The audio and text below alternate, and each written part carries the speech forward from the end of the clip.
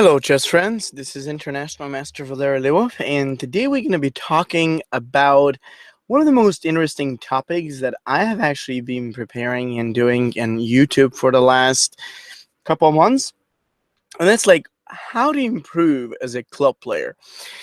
Now, I know that a lot of you are thinking, okay, Valerie, hold on for a second. You're a master, and I know a lot of masters think about, they give suggestions and advice and how club players can improve, but you've never been in our position. I mean, you probably were in like club player when you were like 8 or 9 and like winning everybody, and then you quickly became a great player.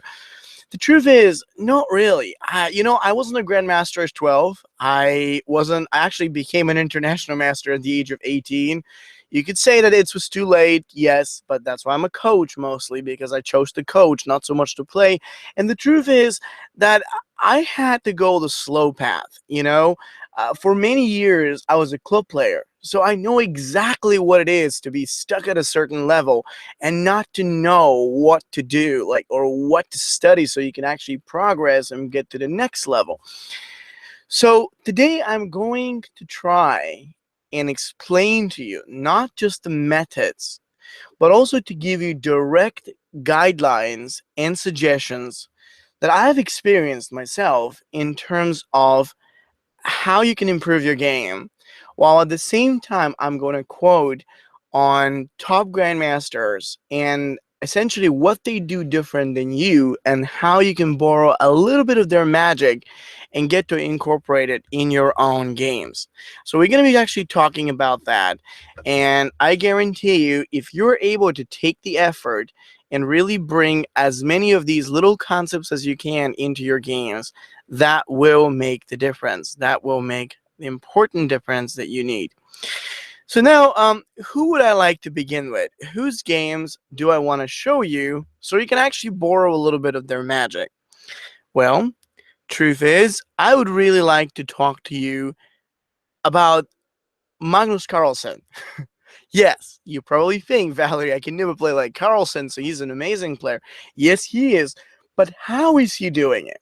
Again, remember that chess is a simple game. So the great players are not great because they're born great. It's because they perfected themselves, and in what I believe, especially for Carlsen, at doing really, really well some of the simple things that pretty much anybody can master. Well, not at that level, but even a little bit more than you can currently do, that will make a difference. So I'd like to show you actually a few games, or maybe like we'll start with actually a Carlsen and a couple other great players that will illustrate how Carlsen is able to win and what makes a difference in his games, as well as how you can actually apply that into your game in order to be successful. So bear with me. I'm going to show you some really cool ideas right now. So give me a second. I'm going to open up the first game that I have prepared for you. And this one is actually fantastic. So give me one moment. I'm going to have it open on the board in a few seconds.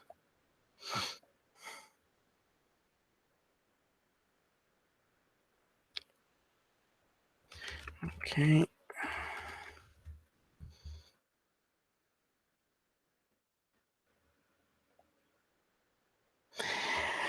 All right, let's take a look. Now, it doesn't open for some reason, so just bear with me for one more second. This is actually the most impressive game by Carlsen that I've seen, and I think you will really enjoy it a lot, just as much as I did. Yeah, I think I was able to open it now, so I just have to copy it to my chess screen. I flip the board because it was actually Carlsen won it as black. And here we go. Okay, got it. So actually, no, 1 second. I think, okay, whatever. I messed up the colors. It's a different color scheme. Anyway, Carlsen was actually playing with black in this game. I'm sorry about that. Perhaps I just copied the wrong names. And let's take a look at how he was able to outplay one of the best Russian grandmasters, and that's actually saying something. So it's a brilliant game. Okay, I think I Yeah, now it should be right. I just changed the names. So Carlsen was playing black. There was e4, e5, and knight f3, knight c6. Now there's bishop to b5 and a6, in which actually black just chose to pick up and do bishop a4, knight f6. So this is the Rilla pass, the simple Rilla pass.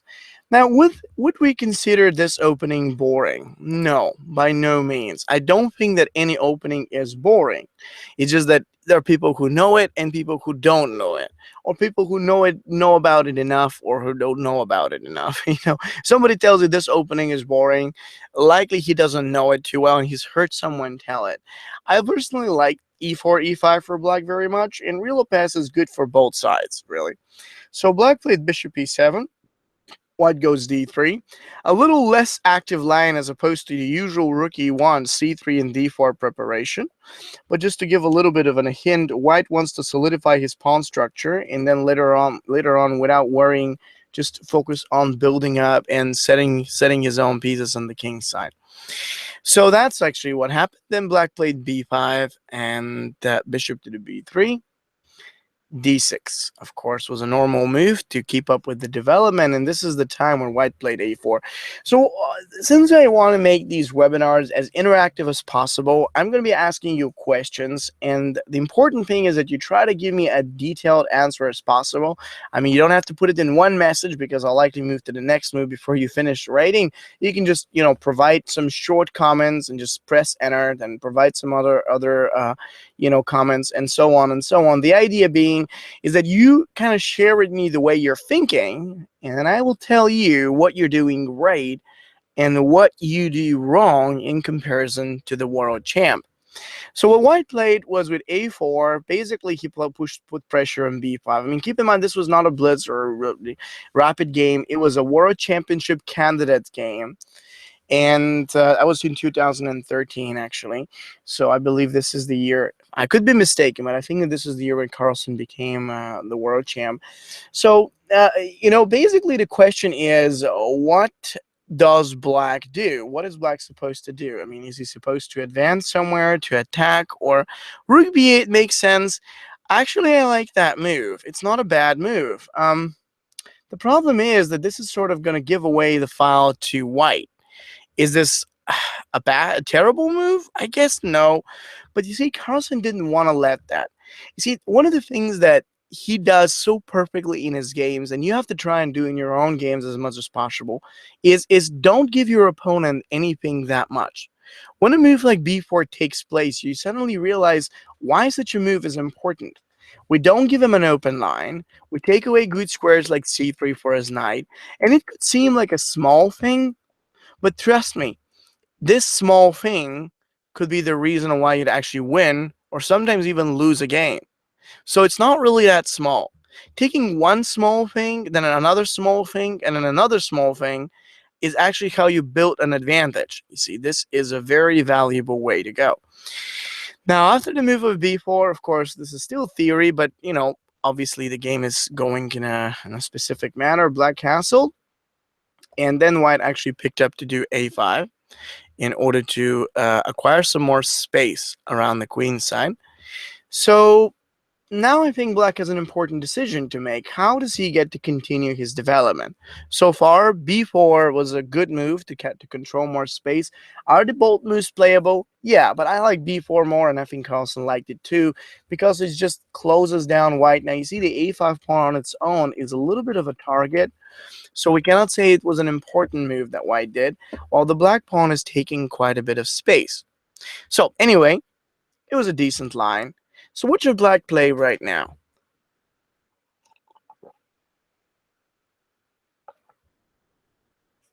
Let's see. So c3 helps black at this point. In a way, yeah, black is going to get the b file open. Very good. Now, I get a good question. Why did black not play a5? Well, I guess if he did a5, that wouldn't have really changed too much. He wanted to carry on with his development. Now, keep in mind that one thing. When I was younger, I really believed that positional features are everything. And I believed it so much that I actually neglected all my development and everything I did just in order to get those squares. As a result, there were some really bad things that happened, and it was a horrible thing. With the time and with the many lectures that I was taught by my dad, especially, the thing is, I understood that there are, like higher things that matter, like more than just covering a square. I mean, if you can cover a square and carry on with your development, that's great, but you can't do it at the cost of your development. So you see, Black didn't want to do that. He just wanted to make sure his development goes fast.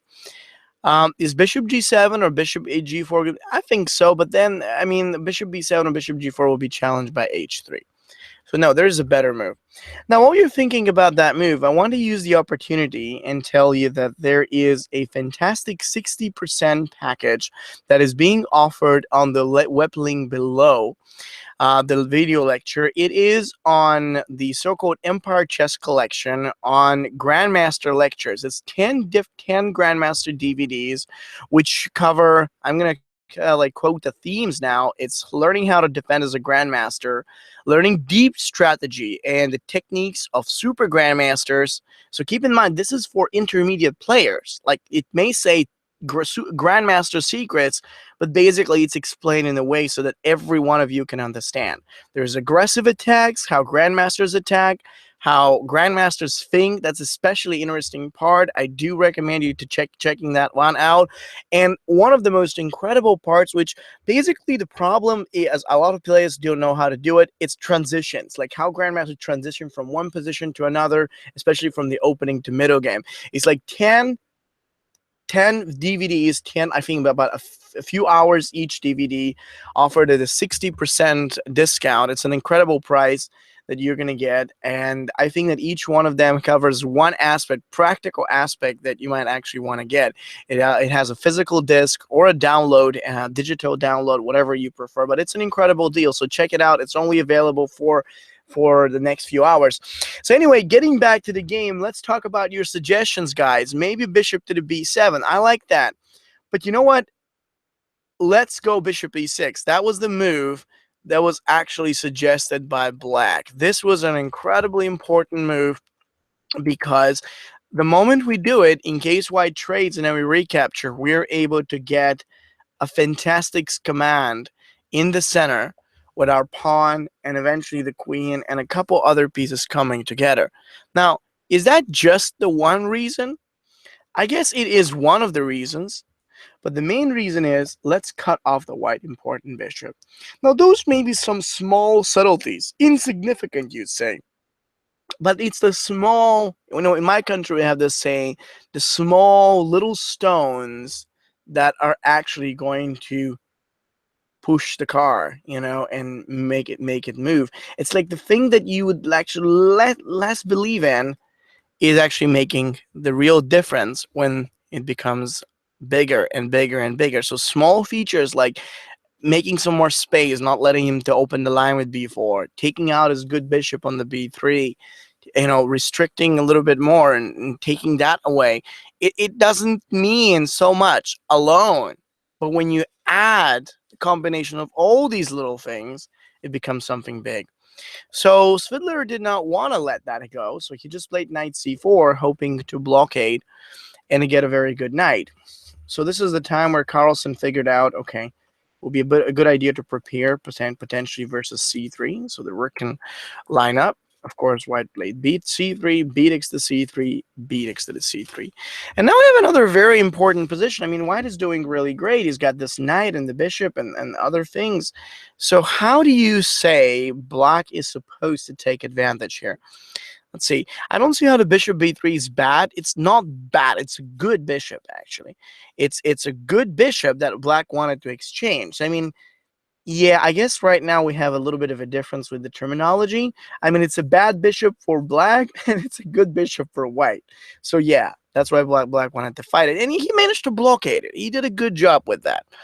So what to do now? d5, that'd be great. But then, I mean, let's face it, the e5 pawn is going to hang a little bit. I'm not sure that this is going to really turn out that great here.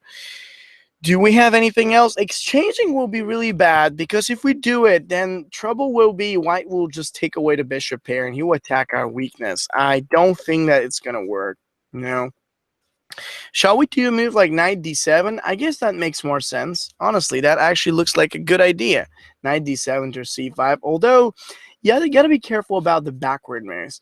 You know, I never believe in backward moves, even though they may have a good purpose, because when a piece goes backward, it actually moves away from the action. It misses. It's gonna miss some real important and strong position, like the knight being able to challenge the e4.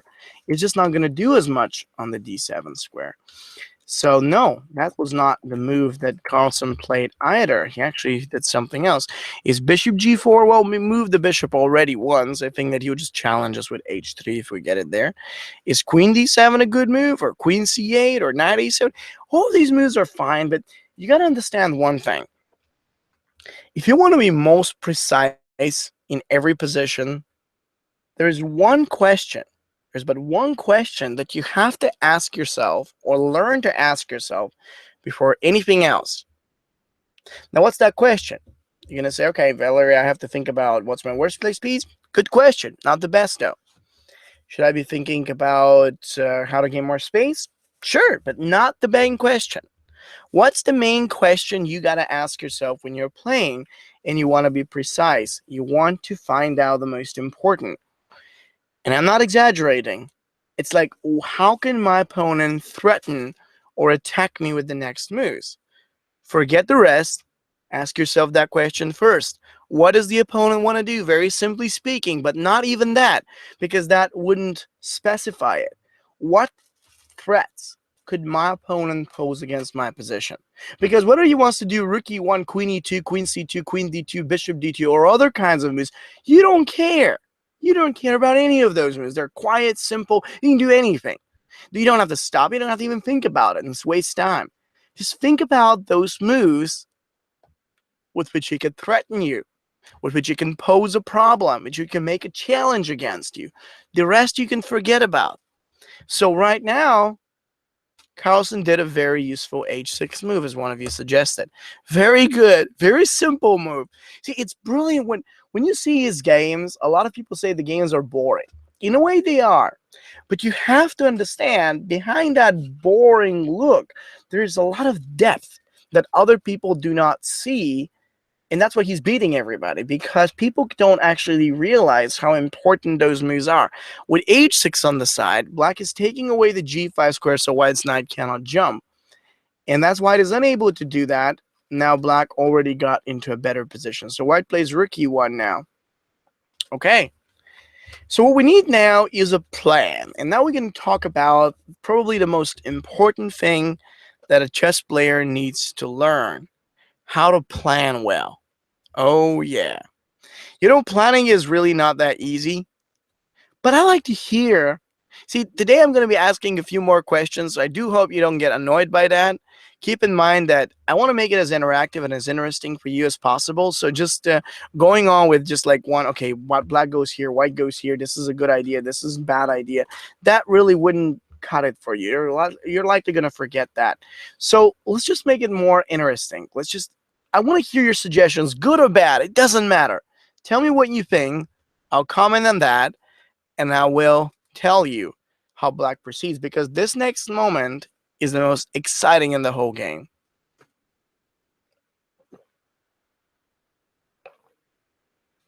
Let's see. What should black do now? Knight d7 to c5. That's an idea. I just don't think white will allow it. You see, white will do bishop e3 most likely. And in some way, I feel like as soon as he does it this way, he will be cutting off the c5 square, so we don't get the chance to move in there. I think it's good, but how good could that be? We just don't have a whole lot to do. Now, see, it's here other suggestions. Knight h7 to f5. That's a good idea. This is a very typical thing, by the way. I think that's nice. But then as a backward move, as I mentioned earlier, white would just jump in the center, and it wouldn't be too good.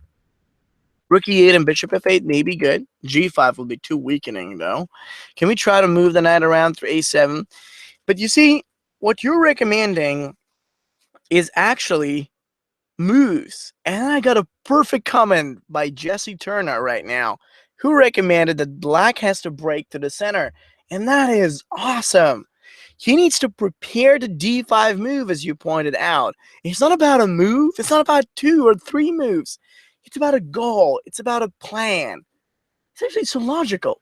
You need to think about a sequence of moves that will relate to a specific goal. Not a lot of people do that. And that's actually funny because this is how we actually add to almost any position at any point. And then you realize that in chess we rather think more impulsively about moves rather than ask ourselves, what's the long-term plan? What do I want to achieve in this position? How many people ask that question? Not that many. True. It's strange, but that's actually the truth. It's like not so many people ever really get to ask themselves that question. And in that specific moment, black realized he's got to prepare to d5. If not d5 right now, no, we're just going to lose the pawn if we do this move. But we can start preparing. One of you guys suggested queen c8 as an idea, which was excellent.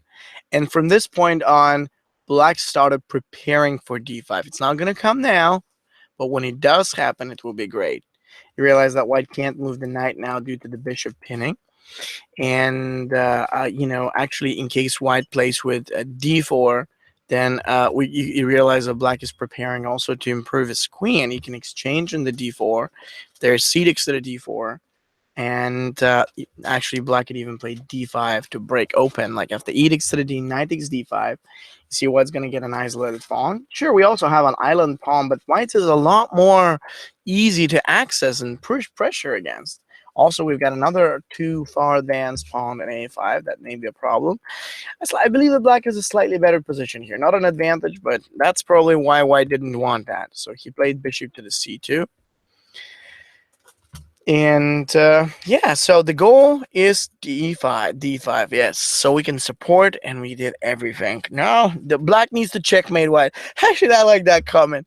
There was one time I started explaining this process to a student, and he couldn't actually get that. He was constantly just telling, okay, Tal doesn't do this. Tal just starts and checkmates.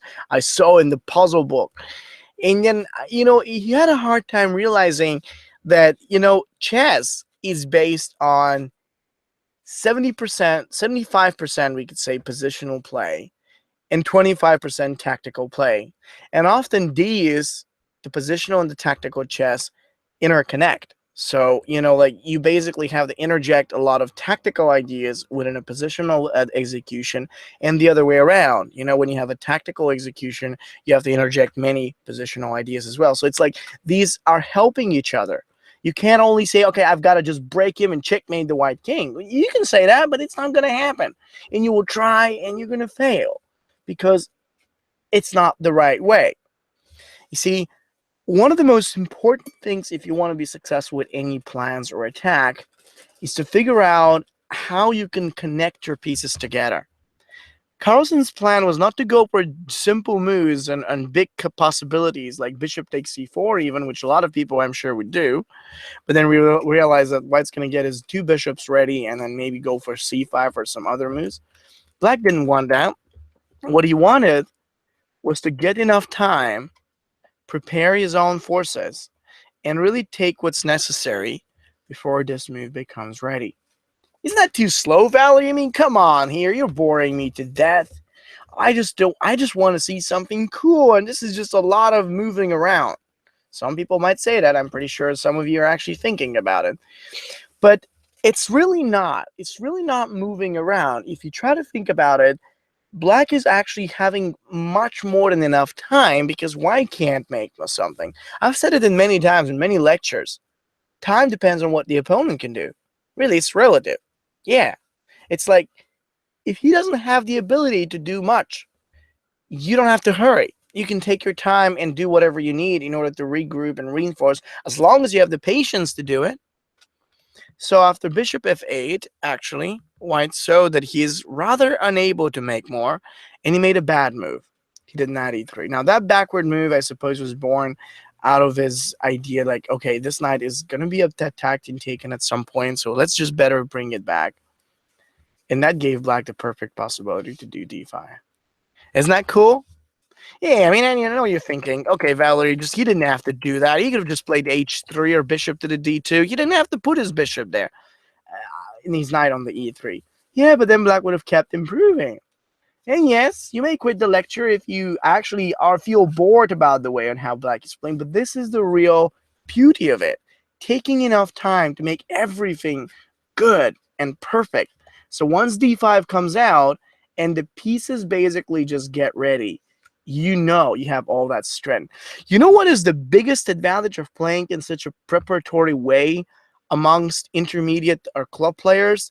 Is that most of your opponents are not going to have the patience. They will really just feel the pressure of having to do something, and they'll rather quickly move somewhere or do some weakening that you could exploit without any effort. You could actually wait in some way the right time while you're improving your position, so you could basically break up and open when it's right and when you're really certain this is going to work.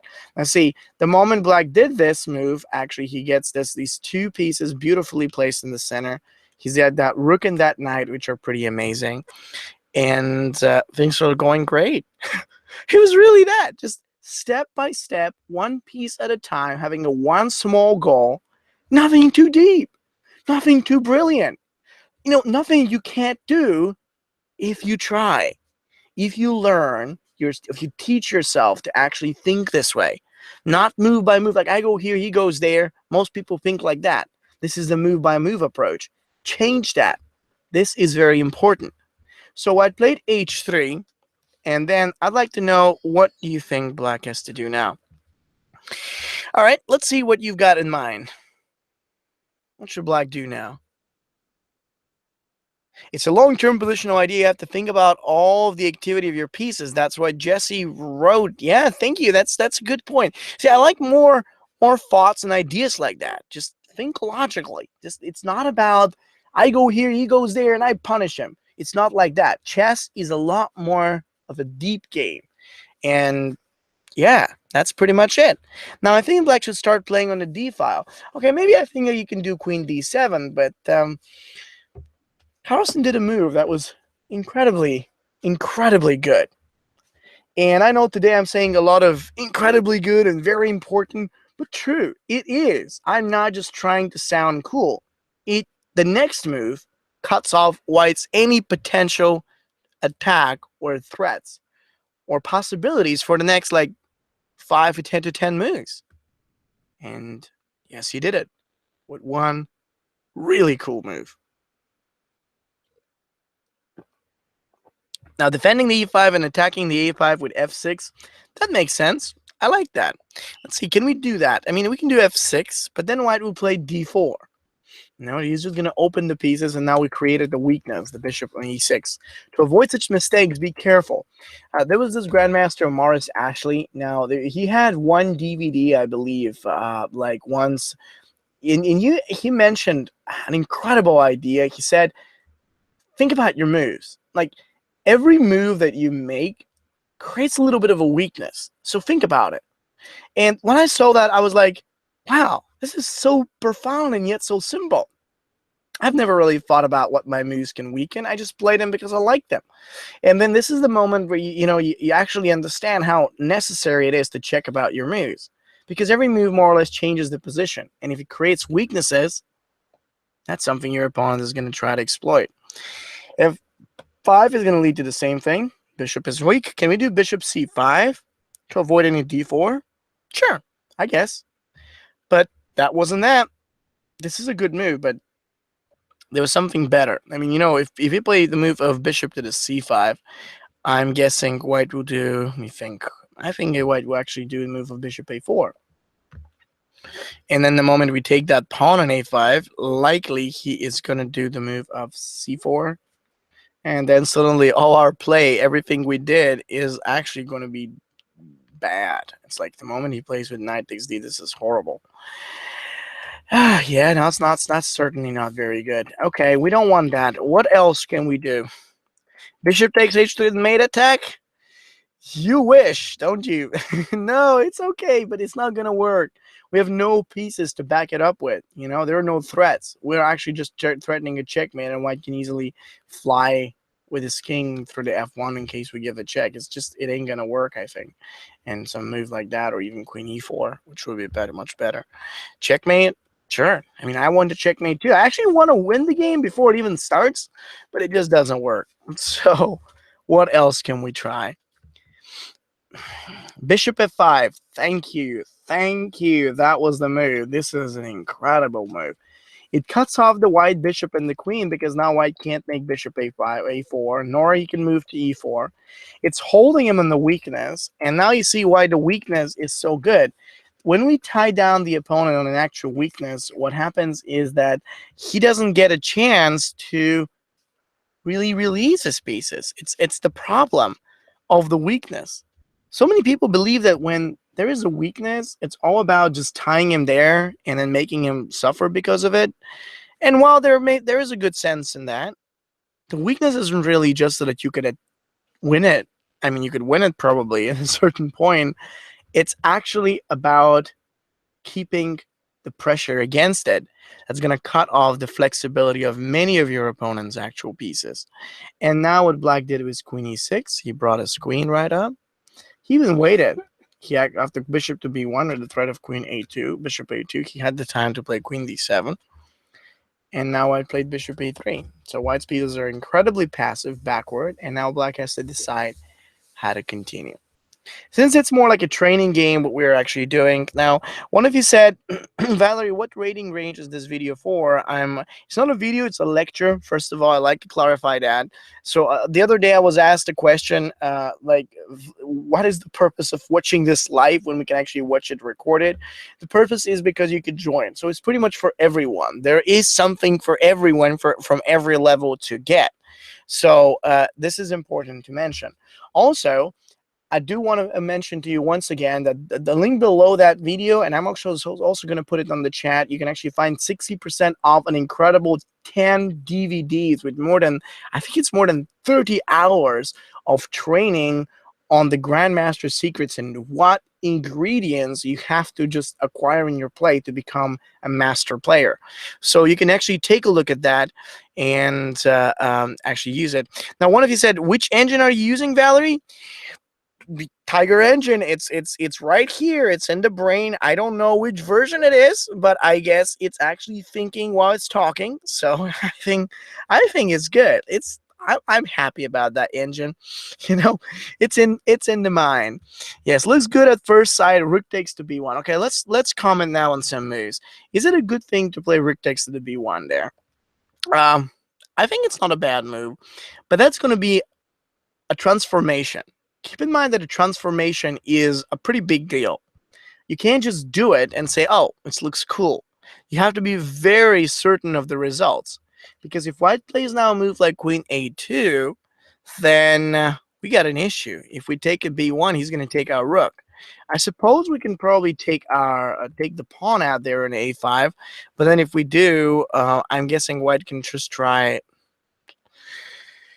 I'm not sure actually what he can do, but maybe he can just try queen to the d2. Yeah, it makes more sense if he plays like that. Queen to d2, and if we try rook d5, let me think. He is going to have maybe rook a1. I mean, why the hassle? Honestly, why the hassle? Why do we need all this? We have the opponent on the bad position, defending, passive.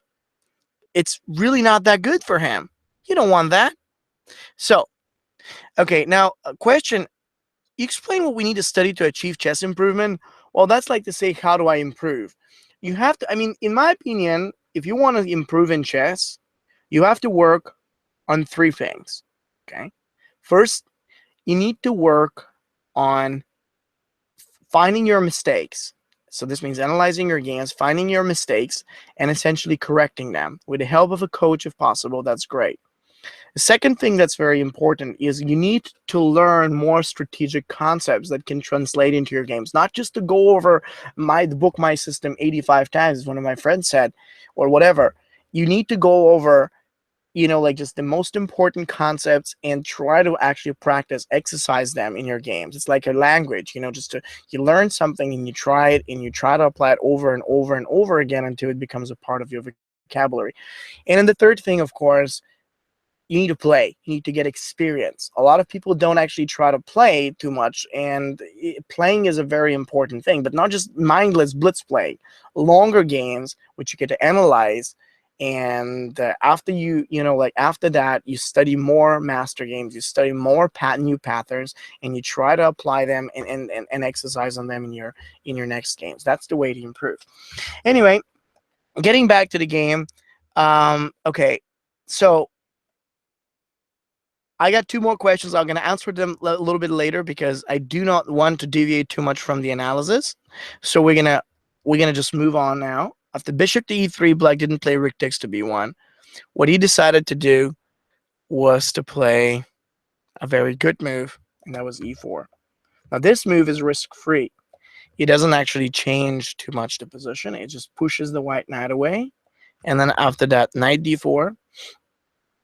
Knight takes d4, bishop takes the d4, black played e takes to the d3, bishop takes d3, bishop takes d3, rook takes d3, and pawn to the c5, which was effective. And now we realize, in fact, black doesn't win anything here, yet he gets this brilliant piece activity that is excellent. So now I think black has a great coordination.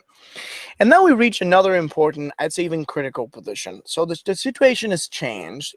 We had this transition that is, by the way, covered in this Grandmaster package that I mentioned to you that you can get at a fantastic price from the link in the chat or the link below the lecture. How to transition. I find that this topic is not being covered that much by many chess books, so you can check it out. And anyway, let me answer now a couple of the questions. While you're thinking about what black should do and how to continue in the best way, you can provide your suggestions. I'll comment on them. Let's see what questions do you guys have. How can I analyze my games without a coach? Well, I think that's going to be more challenging because you wouldn't know what mistakes to search for. However, try to find out the reasons behind the mistakes. Like, try to look for the critical moves in the game and try to find out the reasons. Like, once you do that, you can draw a conclusion about why you've made certain mistake and what you have to do to avoid it. If you run an engine, it can actually tell you about the tactical mistakes, though don't hope it will explain to you strategic mistakes and stuff like that, because computers are good at tactics. However, that's probably the best way to do it, just to come up with a conclusion of what caused the mistake and what you have to do to avoid it next time. I think that's the most relevant when you analyze your own games. How to find my mistakes? Well, you have to work hard.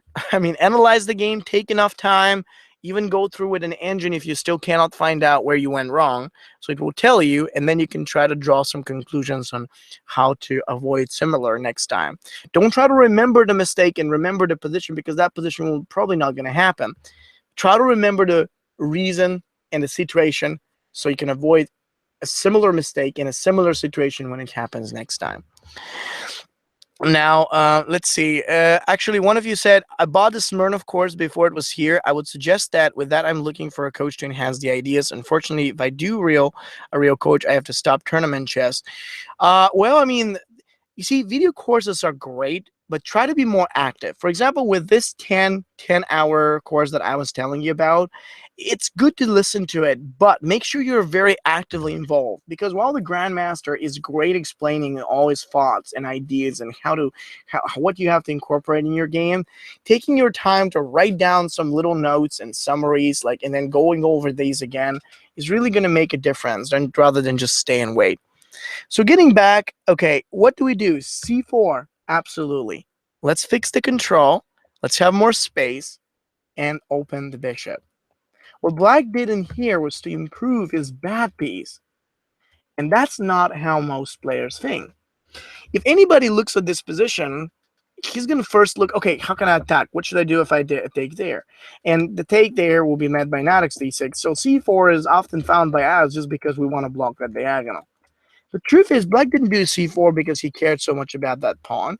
He did it because of the bishop. So in most of these positions, I really encourage you to think about what pieces or what possibilities you're missing and you really like to bring in the game. Because once you find that, and once you get these pieces into the battle, well, that's the real deal. Queen gets centralized now. King gets away, but that's okay. And now look at how powerful the black is. He's got threats like rook d2, like rook d1, like the bishop being involved. It's beautiful. So white played queen h5 going up. He's trying to be active. So what do we do now? Okay. Now, take your time to think carefully. Question, on the topic of improvement, do you think it is important to study openings a lot and develop a full repertoire to get to 2000 USCF? I'm going to say the same thing like Carlsen and many other players say. It's useful to study opening, but not that much. Openings are only about one thing, knowing how or where to develop your pieces and why you get them there. That is enough. That is sufficient enough to get you to the playable middle game. Once you get to the playable middle game, this is where the game is resolved. Most chess players want to have the perfect opening so they can win with it. But the truth is, you can't win in the opening unless your opponent doesn't blunder something. Opening is just about setting up. It's not about winning. So, yeah, do get a repertoire, but make it simple. If you're going for a higher level or a grandmaster level, then you need a more complicated repertoire. Try to find openings that suit your style, that suit your level, that are easier to work with. And when you find them, work in master games, not so much opening variations. See how masters follow the different plans and ideas, because your opponents are most likely going to deviate from the major line. So there's no point in working through hundreds of complex opening variations. So that's a nice idea, just to keep that in mind. All right, now getting back to that, rook d1 or bishop takes f2 or g6. I mean, those moves are good. Shall we do them? No, because rook d1 is not going to lead to anything. White will just go back there. We can't take f2 due to the simple here. Now, bishop takes f2 is fine, but remember that these sacrifices, however pretty they are, there's got to be a really good follow-up. And I am afraid that there's no continuation for black after that sequence. So that's not much. Okay, we can't do that either. Can we try bishop takes f2, rook d2? I suppose we could do that. Maybe, let's see. Actually didn't think about the rook to the d2. Can we do that? Let's see the Tiger engine now. What is it going to say about that? I think that's actually possible. But then I don't feel like we have much of a continuation here because of the rook to d2, white can just do king e1. And there we have, I mean, I guess if we do rook d1 check, takes, likely this is going to win a pawn. But I don't think that it will work too well because white can do queen e2 and take here. And this is a mess up that we really don't want. You see, the tactical way is always risky. It's cool, but it's risky. No tigers? Yay! No tigers. Come on. Let me use my brain for a little while. Okay? No. So, how to use chess engines? Yeah, how to use your chess engines while you're playing? No, I've actually made videos about something similar, but no, using chess engine, you can do just to check on your tactical mistakes after you play the game. Don't use the chess engine for anything else. It's really not going to help.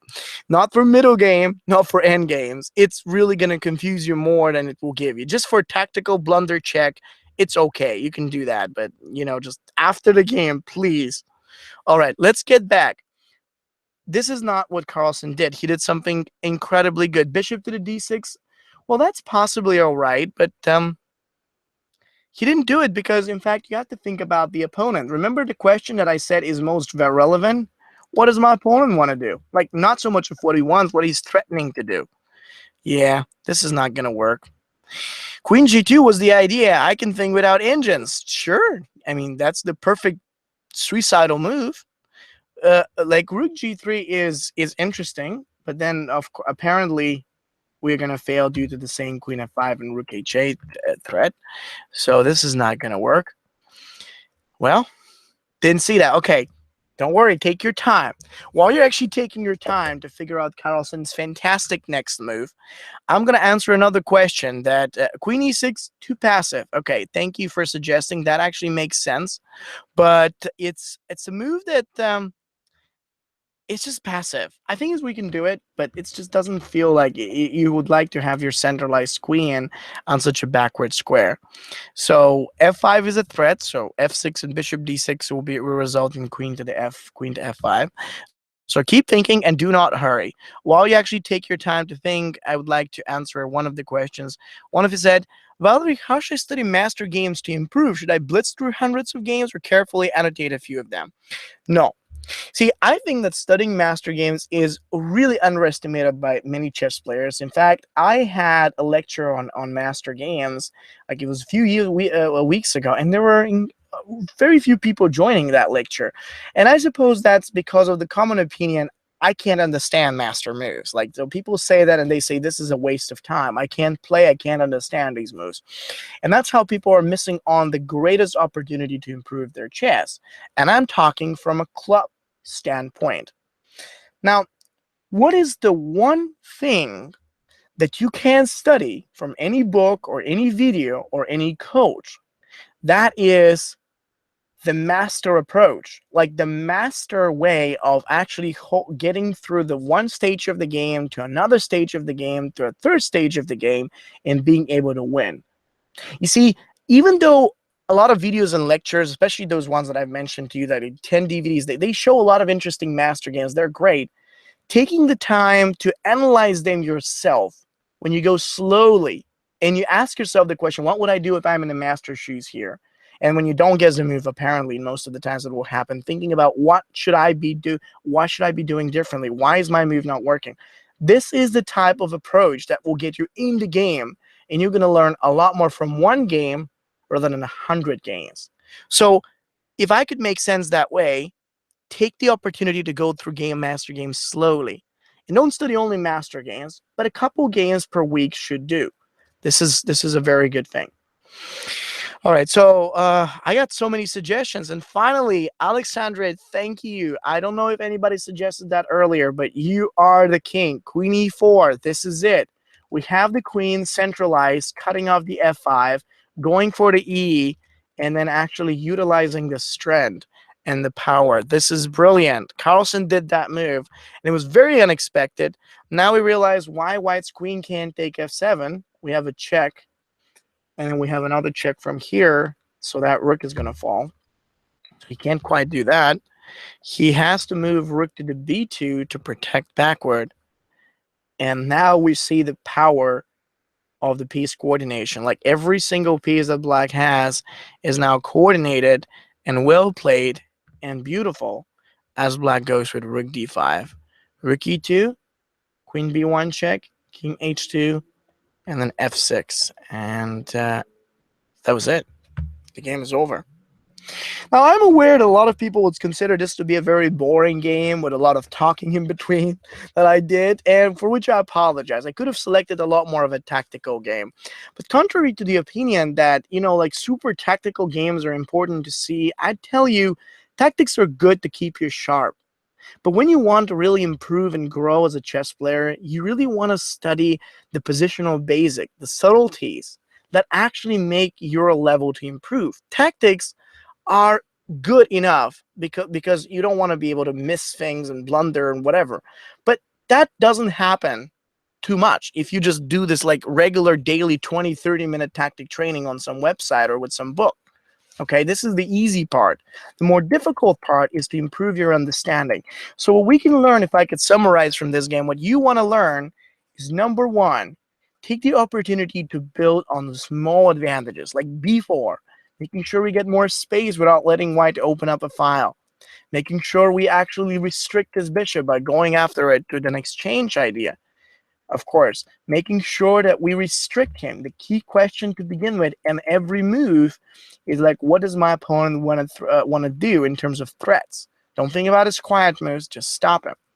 Then another important thing is, let's get the plan going. See, the plan must relate to an area and, of course, a specific goal. Black set up the queen and the rook, and he was able to really add all these moves without worrying that they may be too slow, because the truth is white wasn't able to do anything in between.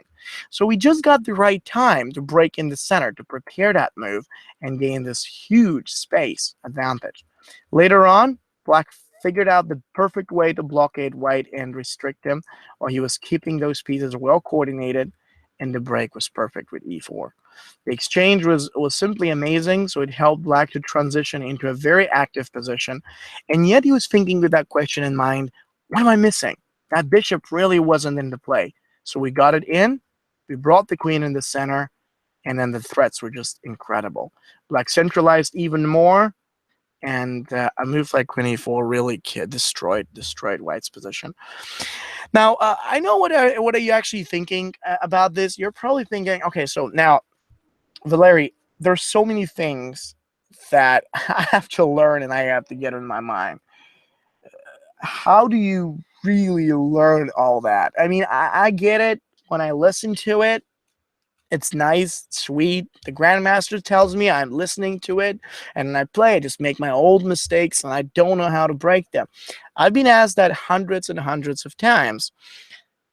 The problem is that people do not treat studying chess like studying other things. For example, the easiest similarity on what people miss when they study chess is that they don't approach it like studying a language. I mean, you see, I've never studied English, and I don't want to brag with it. I've only studied it from practice. But one of the things that I used to do, like when I was still studying by watching movies and other chess lectures, what I used to do is that I actually took on like a video that I wanted to learn from, and I was actually writing down like some of the most important, like, let's say, sentences and words and whatever. And I was like, okay, there's a list of things that I want to learn. And then, when I try to speak, I actually want to be able to use these or incorporate these into a sentence. So I do that. I mean, I'm figuring out different sentences. I'm trying to speak by using these things. It's in the beginning, it's difficult, but the more you do it, the better you become. So take that concept and think about how that works in chess. Let's take the concept of, for example, having a specific short-term goal that you prepare and execute. It sounds difficult, but if you really try to practice on applying that, like keeping that on top of your mind while you're playing, it really makes a lot of sense. And you see that gradually this will internalize and it will become one of the top priority things that you will do when you're playing. You can even take that for some simpler things, like, first of all, asking yourself the question, what is my opponent threatened to do? And I'm not saying that this is going to happen from one time and one day. Take the opportunity to train like that by choosing one concept at a time for a week, and then just play games while you keep that concept or that method on top of your mind, and then take another one, and then take another one. See, that's how we learn languages. I mean, take the same idea. We learn a few words in chess, we learn a few concepts, then we play with them, we use them in our speech, so to speak, and they become a part of our vocabulary. So these concepts will become a part of your playing style. You get better the more you use them. Okay, so that's what I'd like you to try. Now, what books do I recommend? That's a complicated question because every level requires different books and different things that you got to get better at.